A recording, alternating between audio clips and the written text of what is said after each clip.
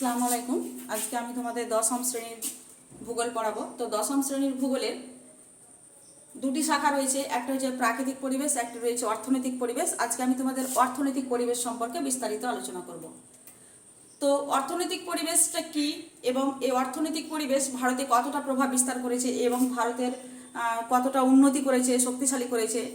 তো ভারতবর্ষের অর্থনৈতিক পরিবেশের মধ্যে কিন্তু বিভিন্ন রয়েছে, বিভিন্ন ক্ষেত্র রয়েছে, সেই ক্ষেত্রগুলি তোমাদের তুলে ধরবো। তাহলে প্রথমে আমরা জানবো যে অর্থনৈতিক ভূগোল কি।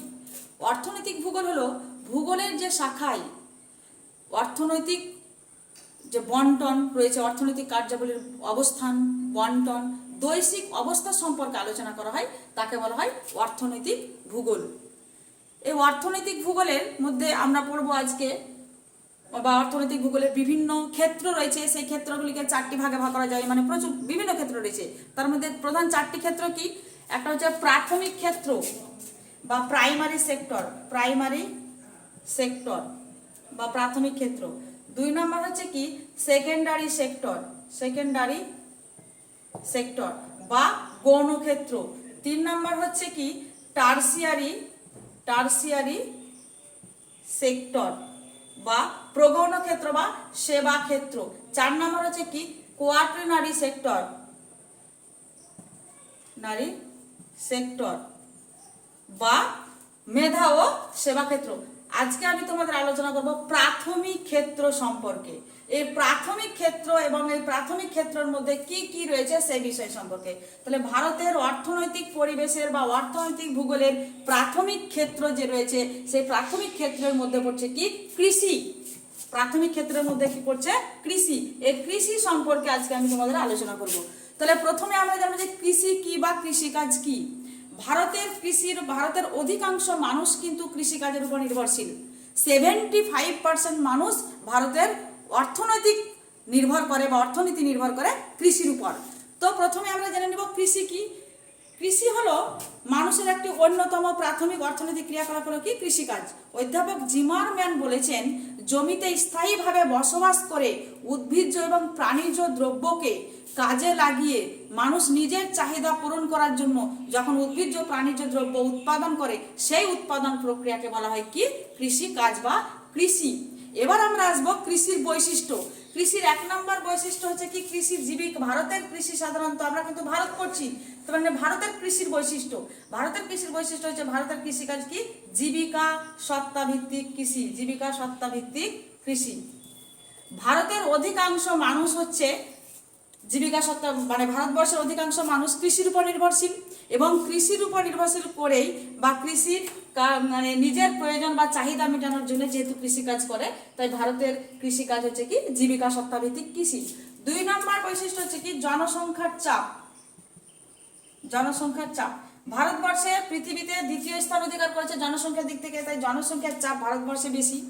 তো ভারতের যে কৃষি জমি রয়েছে, সেই কৃষি জমির তুলনায় জনসংখ্যার পরিমাণটা বেশি। এই জনসংখ্যার পরিমাণ বেশি হওয়ার ফলে কৃষি জমিতে জনসংখ্যার চাপ বেশি। তিন নম্বর বৈশিষ্ট্য কি পশু শক্তির প্রাধান্য। এখনো পর্যন্ত বা বর্তমান সময় পর্যন্ত কি ভারতবর্ষের কৃষিতে পশু শক্তির প্রাধান্য রয়েছে, কারণ ভারতবর্ষে জনসংখ্যার পরিমাণ বেশি হওয়ার ফলে কৃষি জমির আয়তনগুলি ছোট। এই ছোট বা ক্ষুদ্র জোতগুলিতে বড় বড় যন্ত্রপাতি যেমন হারভেস্টার, ট্রাক্টরের মতো যন্ত্রপাতিগুলো ব্যবহার করা সম্ভব হয় না, তাই পশু শক্তির প্রাধান্য রয়েছে। কি রয়েছে? পশু শক্তির প্রাধান্য রয়েছে। তিন নম্বর বৈশিষ্ট্য কি? তিন নম্বর বৈশিষ্ট্য হচ্ছে মৌসুমী বায়ুর উপর নির্ভরশীল, মৌসুমী বায়ুর উপর নির্ভরশীল, বায়ুর উপর নির্ভরশীল। ভারতবর্ষের কৃষিকাজ মৌসুমী বায়ুর উপর নির্ভরশীল। এই মৌসুমী বায়ুর উপর নির্ভরশীল হওয়ার ফলে মৌসুমী বায়ুর খামখেয়ালির জন্য ভারতের কৃষি কিন্তু ব্যাঘাত বা ব্যাহত ঘটছে, যার ফলে বর্তমানে কিন্তু বিভিন্ন অঞ্চলে বা ভারতের বিভিন্ন রাজ্যে জলসেচ ব্যবহার করা হয় এবং জলসেচের মাধ্যমে কিন্তু কৃষিকাজ করা হচ্ছে।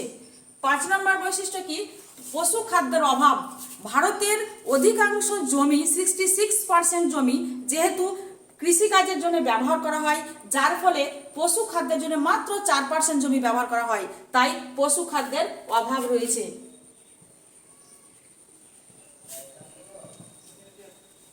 অভাব রয়েছে।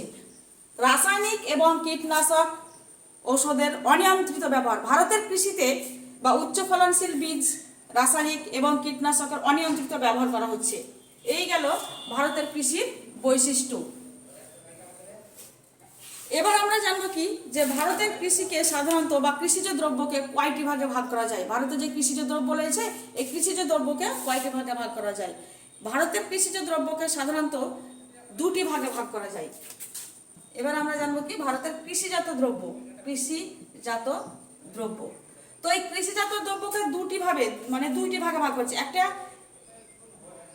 কি ঋতুতে ব্যবহার করা হচ্ছে, 2 নম্বর হচ্ছে কি হিসাবে ব্যবহার করা হচ্ছে। তো কৃষিজাত দ্রব্য দুই প্রকার, একটা হচ্ছে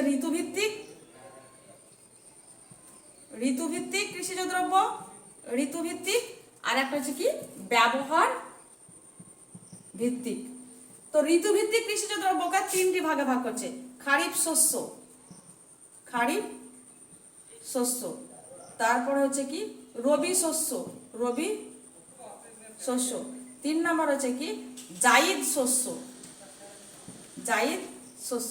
খারিফ শস্য সাধারণত গ্রীষ্মকালে চাষ করা হয়ে থাকে, বর্ষাকালে চাষ করা হয়ে থাকে, তাই এটা খারিফ শস্য।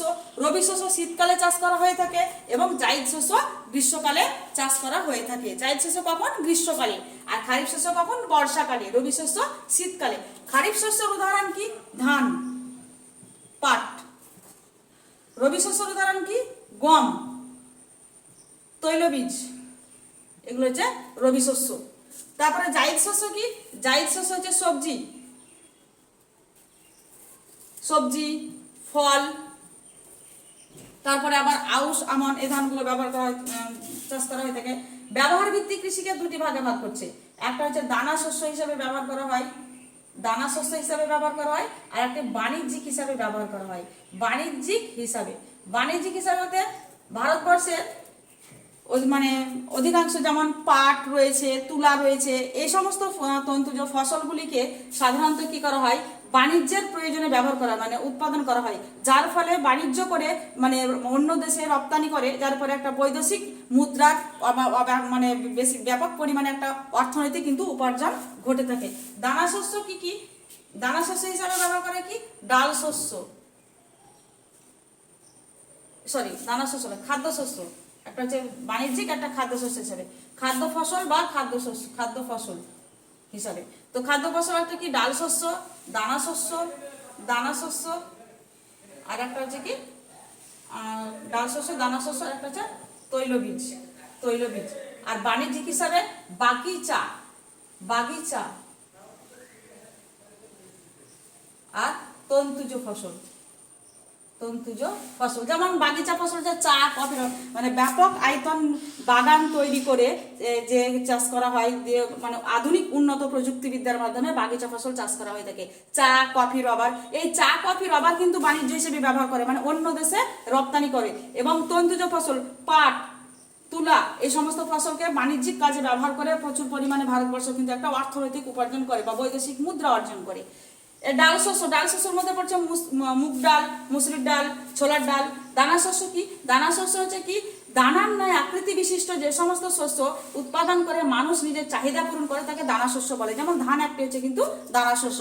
তৈলবীজ যেমন সরিষা, তিসি, এগুলো হচ্ছে কিন্তু তৈলবীজের মধ্যে পড়ছে। এবার আমরা আসবো যে ভারতের দানা শস্য হচ্ছে কি? ধান, যেটা খাদ্য হিসাবে ব্যবহার করা হয়ে থাকে। তো ধান ভারতের প্রধানতম। আর আরেকটা কথা বলে নিই যে ভারতবর্ষে যে কৃষিকাজ রয়েছে এবং ভারতের এই বিভিন্ন প্রকার ফসল যে চাষ করা হয় সেই বিষয়ে যে একটি সংস্থা বা গবেষণা কেন্দ্র গড়ে উঠেছে সেটাকে বলা হয় ICAR।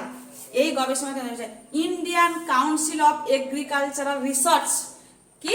ইন্ডিয়ান কাউন্সিল অফ, তাহলে ভারতে যে বিভিন্ন প্রকারের কৃষিকাজ উৎপাদন করছে তার কিন্তু একটা গবেষণাগার রয়েছে। সেই গবেষণাগারটার নাম কি? Indian council of agricultural research, একটা গবেষণা কেন্দ্র রয়েছে। তো এটা কোথায় অবস্থিত? এটা দিল্লির পুসাতে অবস্থিত। দেখো কৃষিজের মধ্যে প্রাথমিক যে ক্রিয়াকলাপ তার যে কৃষি, সেই কৃষির মধ্যে আজকে আমি তোমাদের পড়াবো কি ধান। কি পড়াবো? ধান। তাহলে আমি প্রথমে জেনে নিয়ে যাবো ধান কি। ধান হচ্ছে একটি দানা শস্য। ধান ভারতের প্রধানতম দানা শস্য এবং এই ধান গবেষণাগার রয়েছে উড়িষ্যার কটক শহরে, আর পশ্চিমবঙ্গের কিন্তু চুঁচুড়াতেও রয়েছে। তাহলে দানা শস্য বলতে আগেই বললাম যে দানা শস্য হচ্ছে কি দানার ন্যায় আকৃতি বিশিষ্ট যে শস্য মানুষ কি করে নিজের খাদ্যরূপে ব্যবহৃত হয় তাকে বলা হয় দানা শস্য। এই ধানের বিজ্ঞানসম্মত নাম হচ্ছে কি অরাইজা স্যাটিভা, 1 নম্বর। 2 নম্বর হচ্ছে ধান উৎপাদনে ভারতবর্ষ দ্বিতীয় স্থান অধিকার করেছে, প্রথম কিন্তু চীন। 3 নম্বর কি ভারতবর্ষের যে মোট কৃষি জমি তার 30% জমিতেই কিন্তু ধান চাষ করা হয়ে থাকে। 4 নম্বর কি ভারতবর্ষে 3 প্রকারের ধান চাষ করা হয়ে থাকে। একটা হচ্ছে কি আউশ, আমন, বোরো। কয় প্রকারের ধান চাষ? 3 প্রকারের। কি কি? আউশ ধান, 2 নম্বর হচ্ছে আমন ধান, 3 নম্বর হচ্ছে কি বোরো ধান। তো 3 প্রকারের ধান চাষ করা হয়ে থাকে। এই যে আউশ ধান সাধারণত জায়িদ শস্য হিসাবে চাষ করা হয়ে থাকে। জায়িদ শস্য হিসাবে আউশ ধান চাষ করা হয়ে থাকে এবং আমন ধান খারিফ শস্য হিসাবে চাষ করা হয়ে থাকে, আর বোরো ধান রবি শস্য হিসাবে চাষ করা হয়ে থাকে। তাহলে আউশ ধান কি হিসাবে চাষ করা হয়ে থাকে? জায়িদ শস্য হিসাবে চাষ করা হয়ে থাকে। আর আমন ধান খারিফ শস্য হিসাবে চাষ করা হয়, খারিফ শস্য হিসাবে চাষ করা হয়। বোরো ধান রবি শস্য হিসাবে চাষ করা হয়, রবি শস্য হিসাবে চাষ করা হয়। তাহলে ভারতবর্ষে এই 3 প্রকারের কৃষিকাজ করা হয়ে থাকে। এবার আমরা জেনে নিব যে ভারতের যে ধান, এই ধান যে উৎপাদন করা হয় সেই উৎপাদনের জন্য কি কি পরিবেশ রয়েছে। ভারতের এই ধান উৎপাদনের জন্য 2 ধরনের পরিবেশ প্রয়োজন। একটা হচ্ছে প্রাকৃতিক পরিবেশ প্রয়োজন, আর একটা হচ্ছে কি অর্থনৈতিক পরিবেশের প্রয়োজন। এই প্রাকৃতিক এবং অর্থনৈতিক যে পরিবেশের প্রয়োজন, তাহলে কি কি অনুকূল পরিবেশ? ধান চাষের কিন্তু একটা অনুকূল পরিবেশের দরকার আছে। কোনো ফসল বলো বা যে কোনো শস্য বলো, যদি অনুকূল পরিবেশ না থাকে তাহলে কিন্তু সেই ফসল উৎপাদন করা সম্ভব নয় এবং তার মাথাপিছু উৎপাদনও কম হবে, তার হেক্টর প্রতি উৎপাদনও কম হবে। তাই ধান চাষের জন্য বা যে কোনো ধান, গম, তারপরে যে কোনো ধরনের চাষ করার জন্য বা যে কোনো শিল্প চাষ করার জন্য কিন্তু অনুকূল পরিবেশের প্রয়োজন হয়ে থাকে। তাই ভারতের প্রধান দানাশস্য বা প্রধান খাদ্যশস্য হিসাবে ব্যবহার করা হয়ে থাকে ধান। আর এই ধান চাষের জন্য অনুকূল পরিবেশ কি কি দরকার? 2 নম্বর অনুকূল পরিবেশকে বা ভৌগোলিক পরিবেশকে 2টি ভাগে ভাগ করা হয়েছে। একটা হচ্ছে প্রাকৃতিক পরিবেশ, প্রাকৃতিক পরিবেশ। তাহলে ধান চাষের এই অনুকূল বা ভৌগোলিক পরিবেশকে 2 ভাগে ভাগ করা হয়েছে। একটা হচ্ছে প্রাকৃতিক পরিবেশ আর 2 নম্বর হচ্ছে কি অর্থনৈতিক পরিবেশ, অর্থনৈতিক পরিবেশ। এবার আমরা দেখে নিব যে প্রাকৃতিক পরিবেশ কোনগুলি এবং অর্থনৈতিক পরিবেশ কোনগুলি। প্রাকৃতিক পরিবেশের মধ্যে জলবায়ু পড়ছে, জলবায়ুর মধ্যে আবার উষ্ণতা পড়ছে, আর্দ্রতা পড়ছে, বৃষ্টিপাত পড়ছে। 1 নম্বর কি পড়ছে? জলবায়ু। তো প্রাকৃতিক পরিবেশের মধ্যে পড়ছে জলবায়ু, জলবায়ুর মধ্যে আবার রয়েছে উষ্ণতা,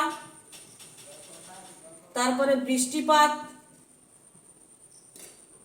তারপরে হচ্ছে আর্দ্রতা, এগুলো হচ্ছে।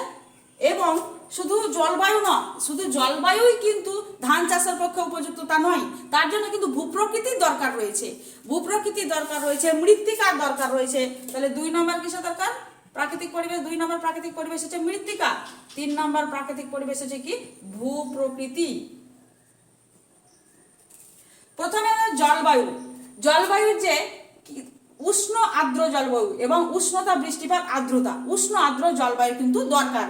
তাহলে উষ্ণতা কত ডিগ্রি সেন্টিগ্রেড উষ্ণতার মধ্যে ধান চাষ যথেষ্ট উৎপাদিত হয়ে থাকে? সাধারণত 20 থেকে 30 ডিগ্রি সেন্টিগ্রেড, 20 থেকে 30 ডিগ্রি সেন্টিগ্রেড উষ্ণতা ধান চাষের পক্ষে উপযুক্ত। বৃষ্টিপাত কত সেন্টিমিটার বৃষ্টিপাত ধান চাষের জন্য উপযুক্ত? 100 থেকে 200 সেন্টিমিটার বৃষ্টিপাত কিন্তু ধান চাষের জন্য উপযুক্ত, 100 থেকে 200 সেন্টিমিটার বৃষ্টিপাত। আর্দ্রতা, কি আর্দ্রতা দরকার ধান চাষের জন্য? কি আর্দ্রতা দরকার? সাধারণত ধানের চারা বৃদ্ধির সময় অধিক আর্দ্রতা এবং ধান কাটা ও পাকার সময় শুষ্ক আর্দ্রতার দরকার। তাহলে ধানের যখন চারা বৃদ্ধি করবে তার জন্য অধিক আর্দ্রতা দরকার, এবং ধান যখন কাটা হবে বা পাকবে তারপরে কাটা হবে তখন কিন্তু শুষ্ক আর্দ্রতার প্রয়োজন। কারণ শুষ্ক আর্দ্রতা যদি না থাকে তাহলে কিন্তু ধান কাটা যাবে না, কারণ ধানের গাছের গোড়ায় যদি জল জমে থাকে তাহলে ধান গাছ কি হবে? পচে যাবে এবং কাটতে অসুবিধা হবে। তার জন্য শুষ্ক আর্দ্রতার কিন্তু প্রয়োজন রয়েছে। এবার আমরা আসবো মৃত্তিকা। ধান চাষের জন্য কিন্তু পলি মৃত্তিকা, উর্বর পলি মৃত্তিকা ও দোআঁশ মৃত্তিকা কিন্তু ধান চাষের পক্ষে, উর্বর পলি গঠিত দোআঁশ মৃত্তিকা ধান চাষের পক্ষে উপযুক্ত। কোনো কোনো জায়গায় এঁটেল মৃত্তিকাতে ধান চাষ করা হয়ে থাকে। গঙ্গা, ব্রহ্মপুত্র, সিন্ধু এই যে নদী তীরবর্তী এলাকাগুলি রয়েছে, সেই নদী তীরবর্তীগুলির উর্বর পলি মৃত্তিকা ধান চাষ ব্যাপক পরিমাণে কিন্তু হয়ে থাকে। ভূপ্রকৃতি, সমতল ভূপ্রকৃতি, সমতল সামান্য ঢালু ভূপ্রকৃতির দরকার। কারণ যদি সামান্য পরিমাণে ঢালু না থাকে তাহলে কি হয়, বৃষ্টিপাত, বর্ষাকালের বর্ষাকালে বৃষ্টি হয়, সেই বৃষ্টির ফলে কি হয়, গাছের গোড়ায় কিন্তু জল জমে থাকে, এবং গাছের গোড়ায় জল জমে থাকলে কিন্তু ধান গাছও পচে যাবে এবং ধানের উৎপাদনে কিন্তু ব্যাহত হয়। তাই সমতল ভূপ্রকৃতির দরকার হয়, সামান্য ঢালু এবং সমতল ভূপ্রকৃতি ধান চাষের পক্ষে যথেষ্ট উপযোগী। এই গেল আমার ধান চাষের ভৌগোলিক পরিবেশের মধ্যে প্রাকৃতিক পরিবেশ। এবার আমরা আসবো ধান চাষের ভৌগোলিক পরিবেশের মধ্যে অর্থনৈতিক পরিবেশ কি কি দরকার। অর্থনৈতিক পরিবেশ, মূলধনের দরকার, শ্রমিকের দরকার, তাই না? দেখো, মূলধন থাকতে হবে, শ্রমিক থাকতে হবে, জলসেচ থাকতে হবে, এগুলো কিন্তু অর্থনৈতিক পরিবেশের দরকার রয়েছে। শ্রমিক, ধান বপন করা থেকে মানে রোপণ থেকে বপন পর্যন্ত ধান, তারপরে কাটাই করা, ঝাড়াই করা, জমিতে লাঙল দেওয়া, সমস্ত কিছু সার দেওয়া, সমস্ত কিছুর জন্য কিন্তু প্রচুর পরিমাণে দক্ষ শ্রমিকের কিন্তু প্রয়োজন হয়ে থাকে। তাই শ্রমিক দরকার। এক নম্বর কি অর্থনৈতিক পরিবেশের মধ্যে হচ্ছে শ্রমিক। দুই নম্বর হচ্ছে কি মূলধন। এই যে তুমি বীজ কিনবে, উচ্চ ফলনশীল যে বীজগুলি রয়েছে, তারপরে এই বীজ, উচ্চ ফলনশীল বীজ, রাসায়নিক সার, কীটনাশক সার, এই সমস্ত বীজ এবং সার কেনার জন্য কিন্তু মূলধনের প্রয়োজন। তাহলে মূলধন দরকার। তিন নম্বর কি জলসেচ। যদি যেহেতু তোমরা আগে জানো যে ভারতবর্ষের কৃষিকাজ মৌসুমী বায়ুর উপর নির্ভরশীল, তাহলে মৌসুমী বায়ুর উপর নির্ভরশীল হলে কি মৌসুমী বায়ু খামখেয়ালি হওয়ার ফলে কিন্তু সময়ের পূর্বে চলে যায়, আবার সময়ের আগে চলে আসে, যার ফলে কি হয়, মানে জলের অভাব দেখা যায়, তখন কিন্তু জলসেচের প্রয়োজন হয়ে থাকে। তাই ভারতের কৃষিতে অর্থনৈতিক পরিবেশে জলসেচের কিন্তু যথেষ্ট গুরুত্ব রয়েছে। তাহলে আজকে আমি তোমাদের ভারতের অর্থনৈতিক পরিবেশ পড়ালাম এবং ভারতের অর্থনৈতিক পরিবেশ সম্পর্কে কি কি আছে আলোচনা করলাম। তোমরা ভালো করে পড়বে, ভিডিওটা ভালো করে প্রথমে শুনবে এবং শোনার পরে প্রত্যেকটা মানে যদি তোমাদের জানার থাকে, কোনো প্রশ্ন যদি জানার থাকে, তাহলে সেটা তোমরা নোট করবে, তারপরে আমাকে পরের ভিডিওতে বা তোমরা আমাকে জানাবে। আসসালামু আলাইকুম, আজকে এই পর্যন্ত।